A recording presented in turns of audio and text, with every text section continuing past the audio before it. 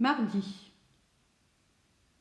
Aussitôt que Jalmar fut au lit, Ol Ferme-l'œil toucha de sa petite seringue magique tous les meubles de la chambre. Aussitôt ils se mirent tous à bavarder, mais ils ne parlaient que d'eux-mêmes, sauf le crachoir qui restait muet, mais s'irritait de les voir si vaniteux, ne s'occupant que d'eux-mêmes, ne pensant qu'à eux-mêmes, et n'ayant pas la plus petite pensée pour lui, qui modestement restait dans son coin et tolérait qu'on lui crache dessus.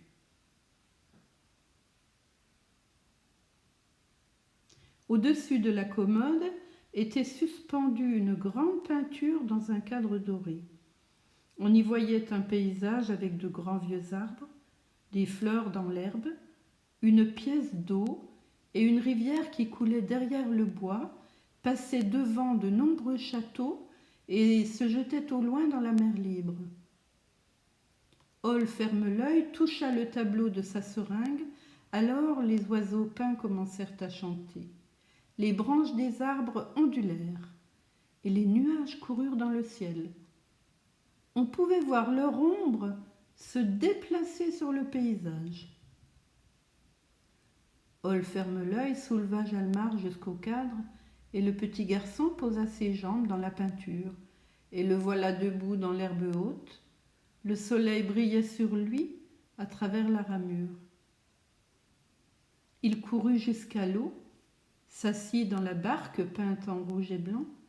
Les voiles brillaient comme de l'argent et 6 cygnes, portant chacun un collier d'or autour du cou et une étoile bleue étincelante sur la tête, tiraient le bateau au long de la verte forêt où les arbres parlaient de brigands et de sorcières et les fleurs de ravissants petits elfes et de ce que les papillons leur avaient raconté.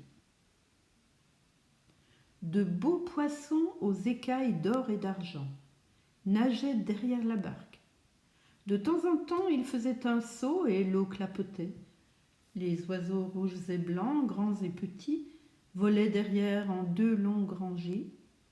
Les moustiques dansaient, les hannetons bourdonnaient. Ils voulaient tous accompagner Jalmar et ils avaient tous une histoire à raconter. Ah, ce fut une belle promenade en bateau. Par moments, les bois étaient épais et sombres, puis ils devenaient des jardins ensoleillés et fleuris, avec de grands châteaux de cristal et de marbre.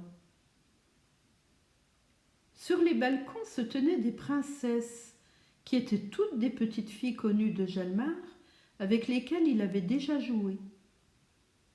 Elles étendaient la main et tendaient chacune le petit cochon de sucre le plus exquis qu'aucun confiseur n'eût jamais vendu.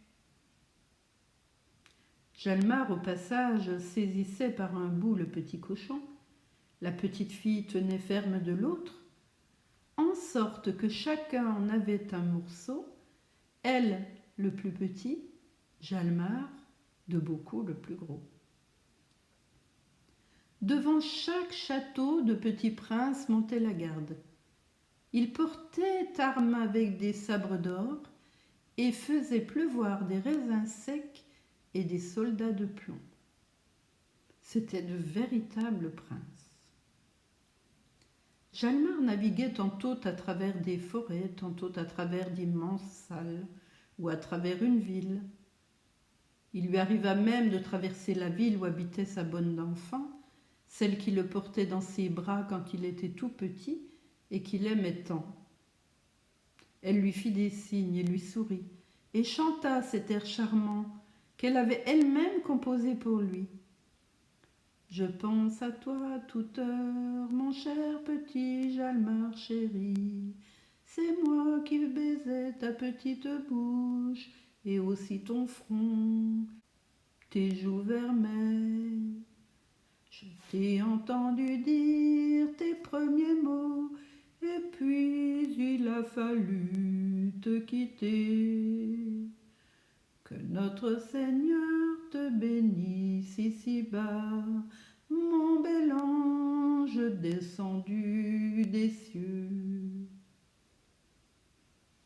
Tous les oiseaux chantaient avec elle, les fleurs dansaient sur leurs tiges, et les vieux arbres dodelinaient de la tête, comme si Olferme-l'œil eût aussi pour eux raconté cette histoire.